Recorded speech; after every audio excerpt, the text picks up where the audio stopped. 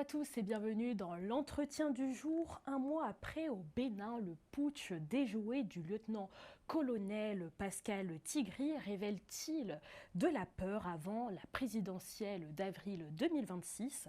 Réponse ce soir avec notre invité Ulrich Sidoine Agossou. Bonsoir. Bonsoir, Madame Weber. Alors vous êtes un des membres de la Fédération nationale des mouvements de soutien à Romuald Wadaï.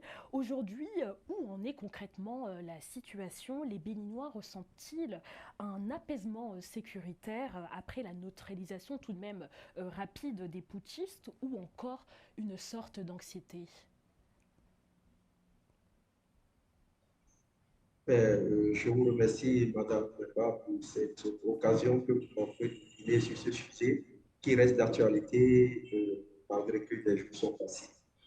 Je suis d'abord consultant en communication, crise politique et militaire, ce qui justifie mon présence dans le groupe centrafricain. Et ceci fait que j'ai un regard un peu particulier sur ce qui s'était passé sur cette tentative de putsch. Bon, pour revenir à votre question, d'abord, l'intitulé, le sujet sur lequel nous discutons, c'est la question qui est posée, c'est de savoir si la peur,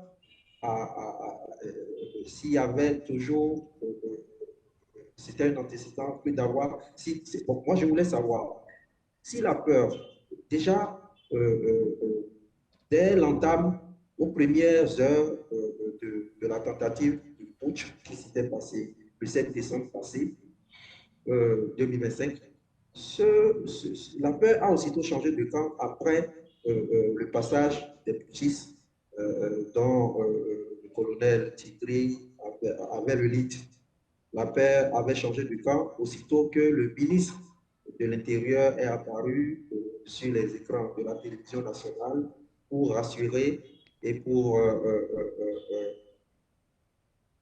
dire à la population, au peuple béninois, qu'il soit de l'intérieur et de l'extérieur, parce que moi, particulièrement, je n'étais pas à l'intérieur du pays. Donc, pour rassurer le peuple béninois de ce qu'il n'y avait pas péril en la rue. Maintenant, si la peur a changé de camp, ça voudrait dire que la peur n'est plus du côté de l'État béninois. La peur a changé de camp et c'est maintenant les putschistes et leurs complices, qu'ils soient à l'intérieur ou à l'extérieur du pays, qui ont maintenant la peur au ventre. Et Qu'il d'ailleurs, est-ce que... s'agisse de... Oui, oui, allez-y, madame, je vous écoute. Non, excusez-moi, je vous ai coupé. Allez-y. OK, d'accord. Donc, pour dire qu'il s'agisse des dispositions que le président, à la suite, j'allais dire, à la suite du, parce que j'ai suivi toute la journée de tout en tout, depuis Bangui, je suivais tout. À la suite du ministre, en soirée, le président est venu pour rassurer le peuple béninois. Qu'est-ce que ça veut dire? Ça voudrait dire que non seulement le mouvement de révolte populaire que l'apparition, parce que leur déclaration liminaire à la télévision, c'était qu'ils avaient mis aux arrêts le président et ils annonçaient la dissolution des institutions régaliennes. Ça voudrait dire qu'ils ont essayé de soulever la population contre, de faire un mouvement de soulèvement populaire, ce qui a été avorté par les apparitions successives des ministres de l'Intérieur et après du premier commandeur de l'armée béninoise, qui est le président Talon. Maintenant, actuellement, qu'est-ce qui se passe? Nous sommes actuellement à la phase de la consolidation des institutions du pays. Nous sommes actuellement à la phase de remise en cause de l'autorité militaire parce que cet événement a mis en relief l'insubordination qui accourt à l'intérieur de l'armée béninoise. Et ce n'est pas généralisé, même si c'est des brebis. Je ne sais pas si vous avez été au courant que le 31 décembre, il y a une autre tentative qui a été échouée. Le 31 décembre, à la suite des apparitions successives du président pour les différentes manifestations culturelles qui a souvent cours en République du Bénin. Ceci pour empêcher la psychose et empêcher l'effet escompté par les putschistes, par les ennemis de l'État qui voulaient que l'économie béninoise soit entachée, que, j'allais dire, l'attractivité du Bénin, parce que vous n'êtes pas sans savoir que quelques jours après le putsch se déroulerait les Voodoo Days.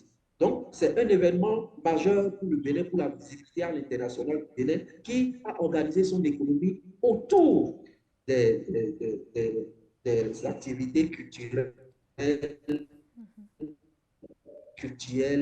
et j'en passe, et qui revitalisent l'économie béninoise. Mais d'ailleurs, un mois après, lorsqu'on prend ce recul, n'est-ce pas un coup d'État qui en dit aussi un peu long sur la situation, notamment les tensions régionales? Le pays connaît quand même une grande dégradation au nord du pays. Est-ce que si on prend ce recul-là, on voit bien aussi que la région murmure en soi? Mais ce que j'ai perçu de votre question, c'est l'insécurité aux frontières du Niger et du Bénin. Vous, le et le Bénin ne date pas d'hier. Ce conflit date de plusieurs années, même récemment en 2003, on avait un conflit frontalier avec le Niger. Maintenant, pour venir à la période actuelle, non, déjà, il faut dire que l'État béninois a pris cette disposition pour ce qui est de la lutte contre le terrorisme. Donc, je disais tantôt que cette tentative n'a aucunement empêché le bon déroulement des institutions et aussi des activités de sécurisation de l'espace du territoire béninois. Des équipes qui étaient déjà sur le front aux frontières du Niger sont toujours là renforcées, plus que jamais renforcées. Et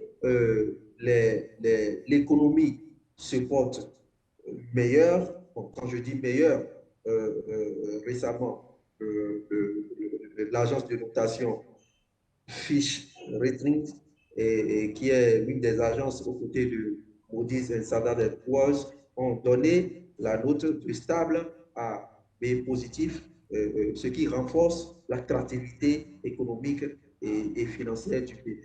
Ce qui voudrait dire que l'effet escompté par ces putschistes, par ces ennemis du Bénin, n'a pas été au rendez-vous. Moi, j'ai un regard un peu triste sur ce qui s'est passé récemment au Bénin parce que de par ma fonction de consultant en communication humanitaire, je parcours beaucoup de zones de turbulence ici en RCA et ça me permet d'appréhender un peu, de voir ce que les Béninois, la majorité des Béninois n'ont pas vu, les résultats de l'instabilité politique. Pour les téléspectateurs qui nous regardent, ce putsch était tout de même basé sur un fond de tensions frontaliers fermées depuis 2023, des plaintes béninoises sur l'accueil, on a vu aussi des dissidents. Mais un mois après, est-ce qu'on peut y voir tout de même les soupçons d'une main nigérienne agitant le Bénin avant les élections? Bon, sur ce point, je vais déjà, et c'est factuel, c'est un fait, euh, les, la diplomatie béninoise, depuis le début du mois de janvier, a fermé sa représentation au Niger et réciproquement, les Nigériens ont fermé leur représentation au Bénin. Ce qui participe de la dégradation du climat entre diplomatiques, parce que les peuples, ils continuent de converser, d'échanger, tout. Le climat diplomatique, c'est-à-dire entre les deux pouvoirs de la dégradation de ce climat-là. Maintenant, un mois après, vous constatez, les Vodou Days se sont tenus, tout a continué comme si de rien n'était. Les institutions de la République sont plus que jamais fonctionnelles parce que les élections législatives ont eu cours, les résultats sont sortis, les résultats définitifs ont été proclamés par la Cour constitutionnelle et il n'y a aucun événement qui justifie que ce push a eu un impact négatif sur le fonctionnement de l'État béninois. Okay. On a vu que la CEDEAO a salué la riposte béninoise, mais reste silencieuse sur Niamey. Est-ce que cette passivité face à ce soupçon tout de même d'ingérence ne fragilise pas aussi la sous-région entière? Oui, merci. Encore, Madame Vemba, vous n'êtes pas sans savoir pour première du putsch en juillet 2023 qui a fait entrer sur la scène politique parce que personne ne le connaissait, le général Thiat. Vous n'êtes pas sans savoir l'intervention que la CEDEAO voulait faire pour restaurer l'état de droit. Mais quand vous voyez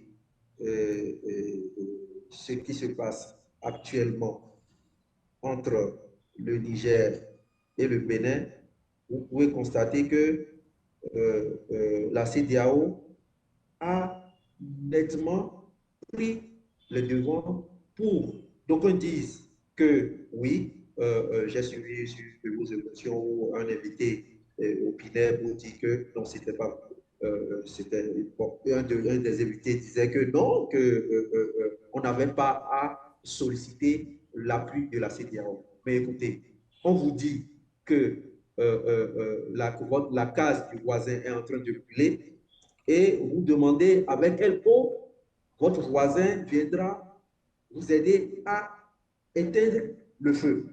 Moi, je me dis, n'importe comment, le gouvernement béninois a opté pour la meilleure stratégie et la CEDEAO, dans sa posture actuelle, je comprends qu'elle ne veuille pas aller outre que de se tenir comme elle s'est toujours tenue gendarme, prévenir et dans le rare cas qui s'est présenté, guérir instantanément et annihiler toute velléité de prise de pouvoir par des militaires au Bénin.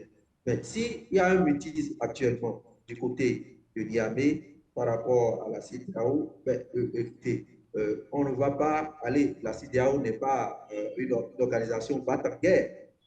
Toutes les procédures, actuellement, tous les diplomates des pays de l'AES ont été mis limogés et l'effectivité du retrait des pays de l'AES sera dans quelques mois.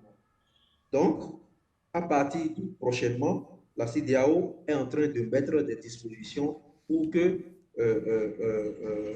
l'appartenance des pays, la non-appartenance, j'allais dire, des pays États de l'AES à la CEDEAO soit effective et que,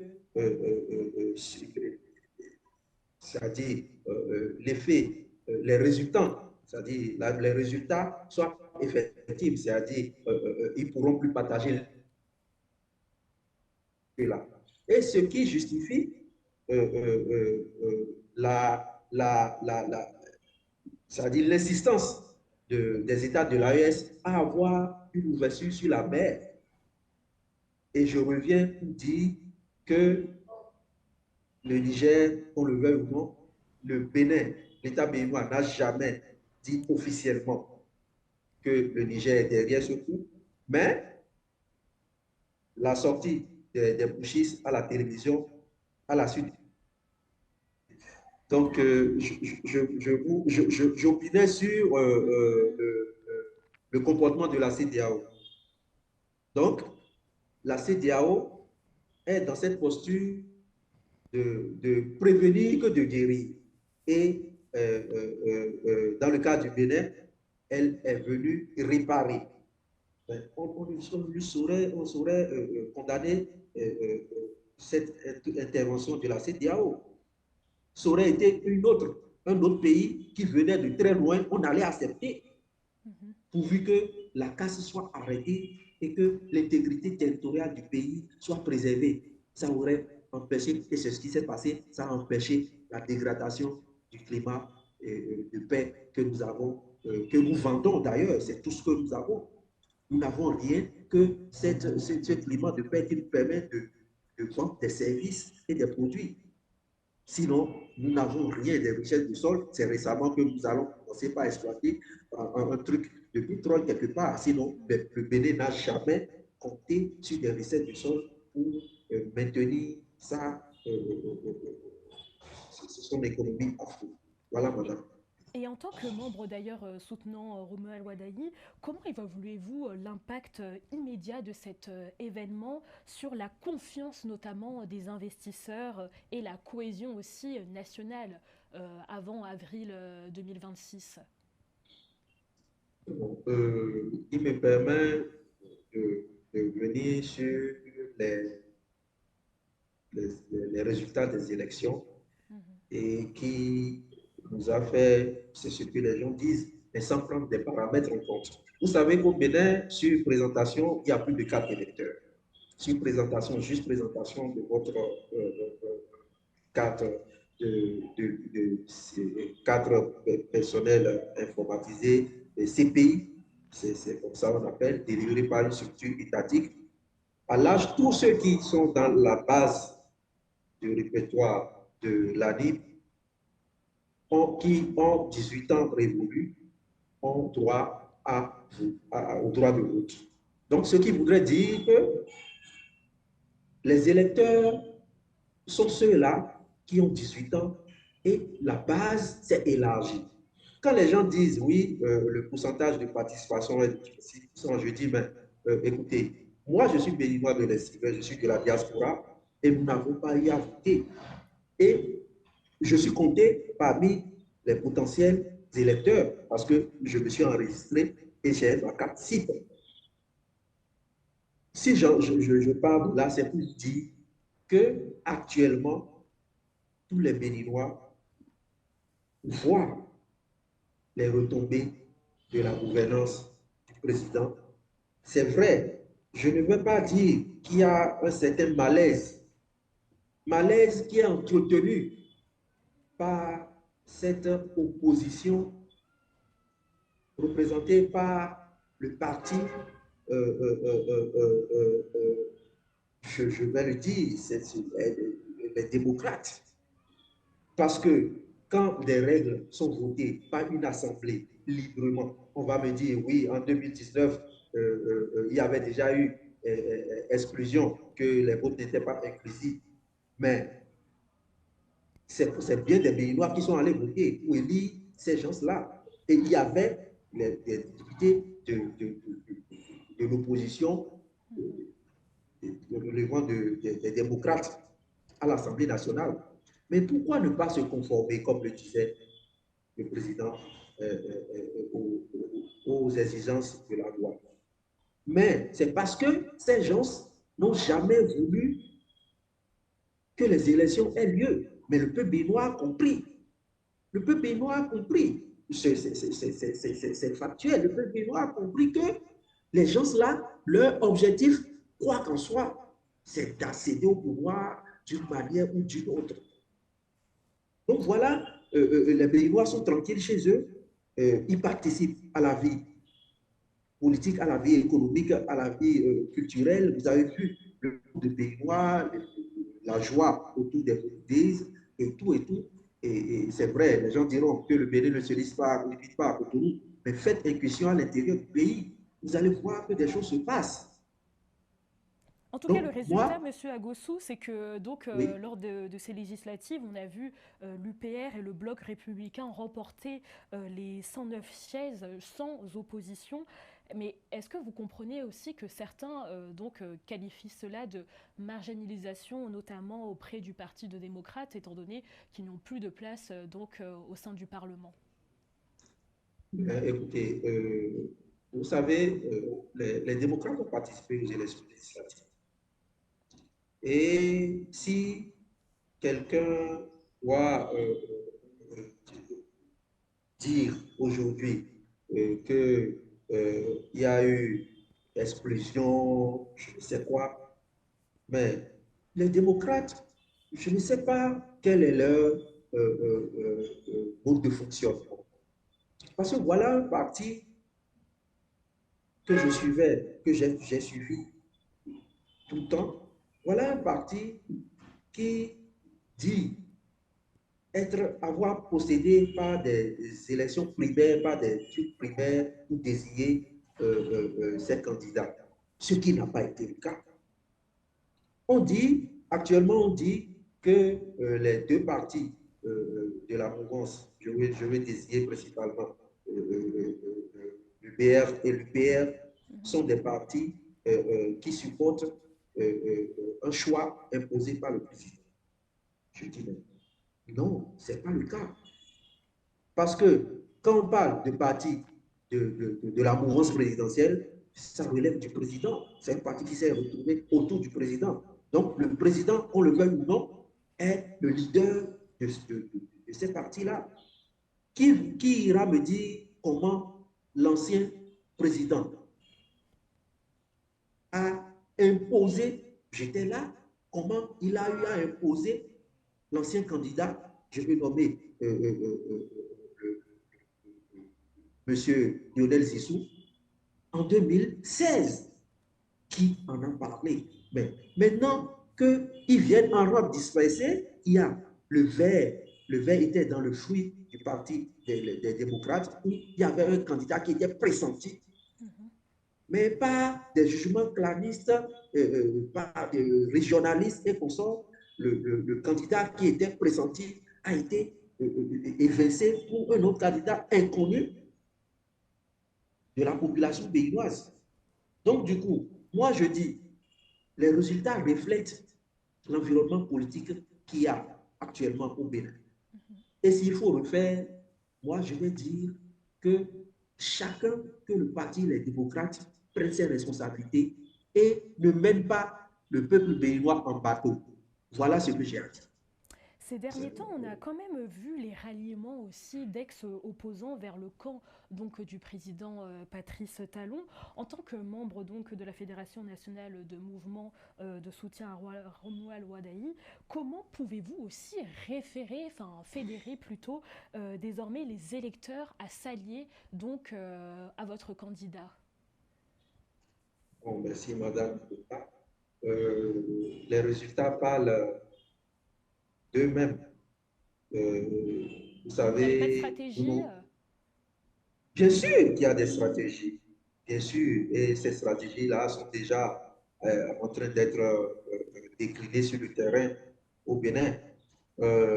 Par exemple, au niveau de Féro, nous avons une représentativité nationale.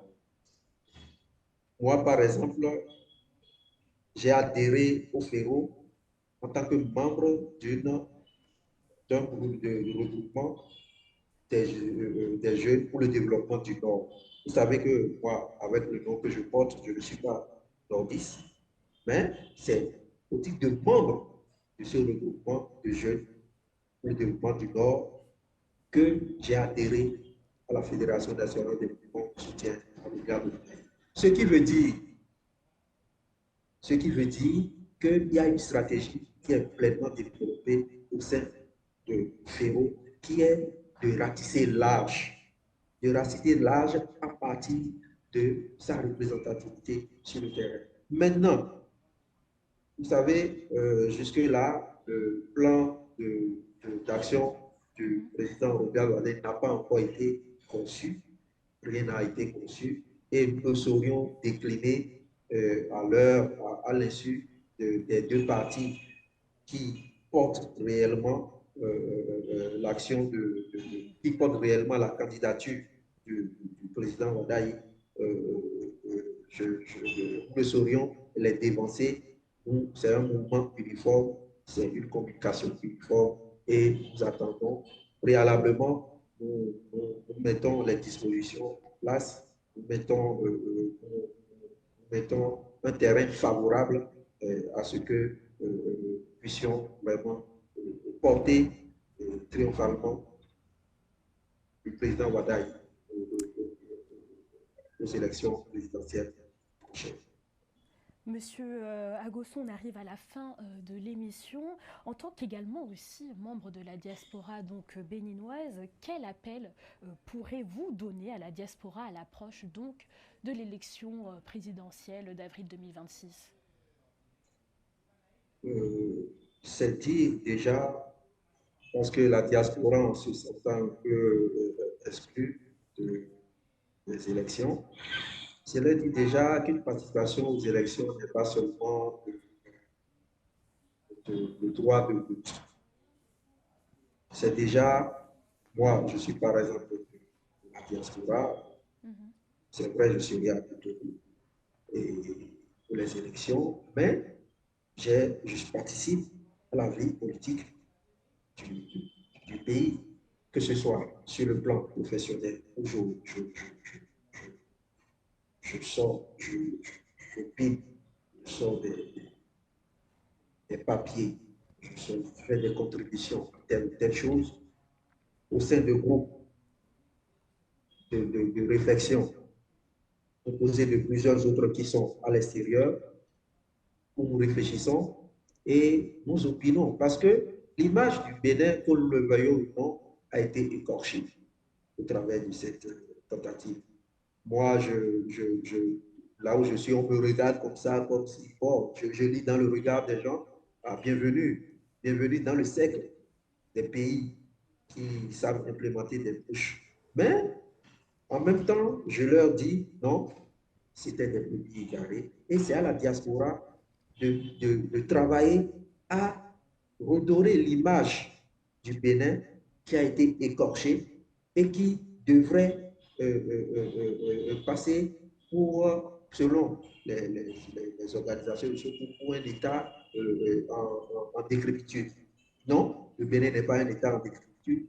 Le Bénin est un État qui, depuis 11 décembre 1990, s'est repositionné et qui continue son chemin.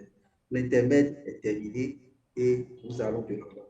Voilà, Madame Bemba, ce que j'ai à dire. Et la diaspora se tient prête pour appuyer, accompagner le prochain président dans l'exercice de cette fonction.